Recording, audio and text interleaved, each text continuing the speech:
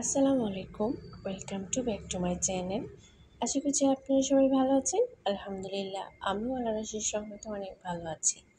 আজকে আপনাদের সাথে বেলে মাছের একটা স্পেশাল রেসিপি নিয়ে আসলাম। আশা করছি আপনাদের অনেক অনেক ভালো লাগবে। তো বেশি কথা না বলে চলুন তাহলে মূল রেসিপিতে।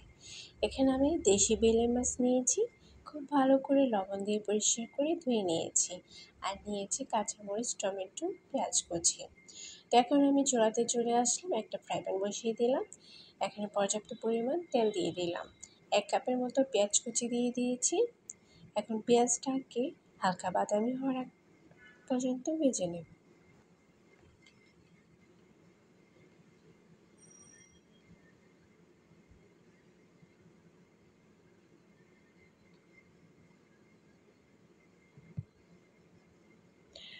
পেঁয়াজটা অনেকটা কালার চলে এসেছে। এরপর যে এখানে আমি রসুন বাটা দিয়েছি 1.5 টেবিল চামচ, আর আদা বাটা দিয়েছি 1 টেবিল চামচ। এখন একটু ভেজে নিচ্ছি যাতে কাঁচা গন্ধটা চলে যায়। তো ছড়িয়ে ছিটিয়ে যাচ্ছে, তো সেজন্য সামান্য একটু পানি দিয়ে দেব।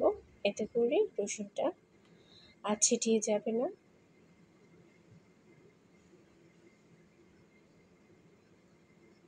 এখন আস্তে আস্তে সবগুলো মশলা অ্যাড করব। হলুদ দিয়ে দিয়েছি 1 চামচ, মরিচের গুঁড়ো 1 চামচ,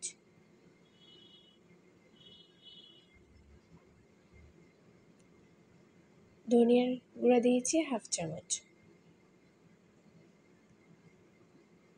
জিরে গুঁড়ো দিয়েছি 1/2 চামচ চেয়ে একটু বেশি।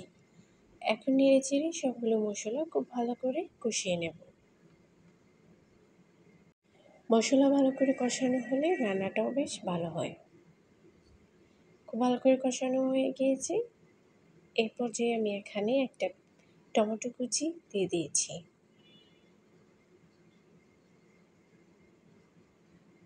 লবণ দিয়ে দিলাম স্বাদ মতো। একসাথে মিশিয়ে নিচ্ছি। টমেটোগুলো আমি একদম গলিয়ে নেব।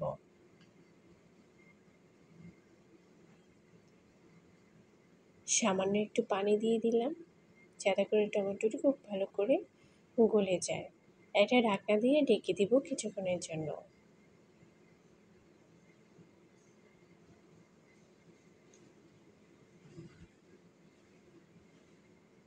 চামচের সাহায্যে টমেটোগুলোকে খুব ভালো করে গলিয়ে নিচ্ছি।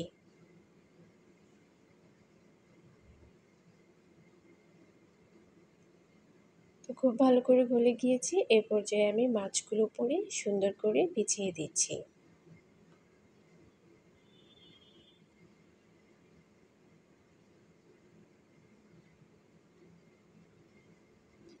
খুব আলতো করে আমি মাছগুলিকে উল্টিয়ে পাল্টিয়ে নিচ্ছি। এতে করে মশলাগুলো খুব ভালো করে মাছের ভিতরে চলে যাবে। বেলে মাছ খুবই নরম হয়, সেজন্য খুব সাবধানে মাছগুলোকে উল্টাতে পাল্টাতে হবে, না হয় একদম ভেঙে যাবে। তো সামান্য একটু পানি দিয়ে দিচ্ছি।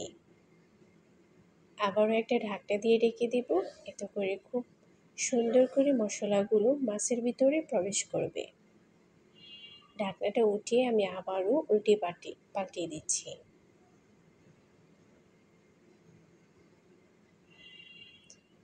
রান্নাটা খুবই সহজ এবং খুব অল্প সময়ে করা যায়।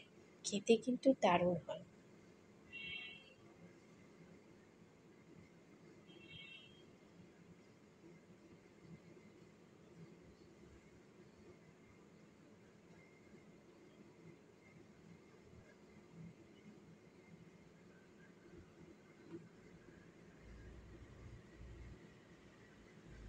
আবার একটা ঢাকনা দিয়ে কিছুক্ষণ ঢেকে রাখবো।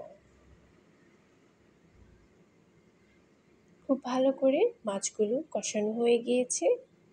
এখন আবার একটু উল্টিয়ে দিচ্ছি। উপরে কিছু পেঁয়াজ কুচি ছিটিয়ে দিচ্ছি।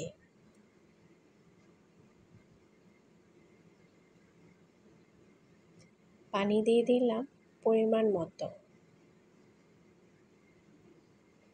এখানে আমি বেশি ঝোল রাখবো না, তো সেজন্য পানিটা একটু কমই দিয়েছি।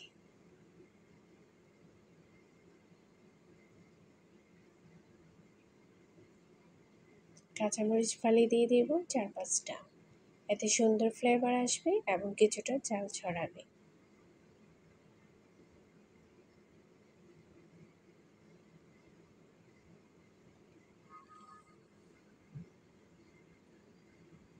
এখন একটা টমেটো ফালি করে দিয়ে দিচ্ছি। টমেটোগুলো কিছুটা আস্ত থাকবে, সেজন্য একটু মোটা করে ফালি করেছি।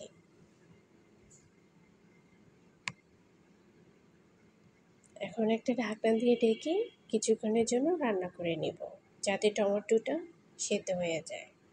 এই যে উঠিয়ে নিলাম, দেখুন কত সুন্দর একটা কালার চলে এসেছে। এখন এই পর্যায়ে আমি ধনিয়া পাতা কুচি উপরে দিয়ে দিব, এতে করে সুন্দর একটা ফ্লেভার আসবে। রান্নাটা আমার কমপ্লিট হয়ে গিয়েছে। দেখুন দেখতে কতটা লোভনীয় হয়েছে, খেতে কিন্তু মাশাআল্লাহ অনেক অনেক ভালো লেগেছে। যারা লাইক দিতে ভুলে গিয়েছেন, আমার প্রিয় সকল ভিউয়ার্সরা আশা করছি লাইকটা দিয়ে দেবেন। আর ভিডিওটি কেমন লাগলো অবশ্যই কমেন্ট বক্সে কমেন্ট করে জানাবেন। যদি ভালো লাগে তাহলে লাইক, কমেন্ট, শেয়ার এবং সাবস্ক্রাইব করে পাশে থাকা বেল বাটনটি অল করে দিবেন, যাতে করে নতুন কোনো ভিডিও আপলোড হওয়ার সাথে সাথে আপনাদের কাছে নোটিফিকেশন পৌঁছে যায়। তো আজকের মতো এখানেই বিদায় নিচ্ছি। সবাই ভালো থাকবেন, সুস্থ থাকবেন এবং আমার পরিবারের জন্য দোয়া করবেন। দেখা হবে নতুন কোনো ভিডিওতে। আল্লাহ হাফেজ।